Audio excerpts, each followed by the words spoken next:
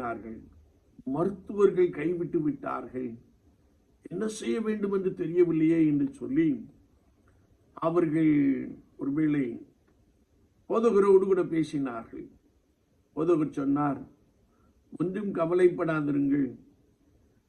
உங்கள் தந்தையானவர் நண்பர் சுவிசேஷ ஜெபக்குழுவுக்காக ஒரு தீவிரமாய் பணம் சேகரிக்கிற ஒரு தேவ மனிதன் கர்த்தர் நிச்சயமாய் எழுப்புவார். அவர்கள் எழுந்து நண்பர் சுவிசேஷ ஜெபக்குழுக்காக இரண்டத்தனையாய் அவர்கள் பணத்தை சேகரிப்பார்கள் என்று சொல்லி அந்த போதகர் அவர்களோடு கூட பேசினார். ஒருவேளை அந்த நாட்களிலே 96,000 ரூபாய் மாதம் அவர் கலெக்ட் பண்ணி கொண்டிருந்தார். மருத்துவர்கள் கைவிட்டு விட்ட நிலைமையிலே பிள்ளைகளும் சபையாரும் ஆண்டவரை நோக்கி கூப்பிட்டார்கள். சபையில எல்லாரும் ஜெபித்தார்கள். அது ஒரு ஞாயிற்றுக்கிழமை.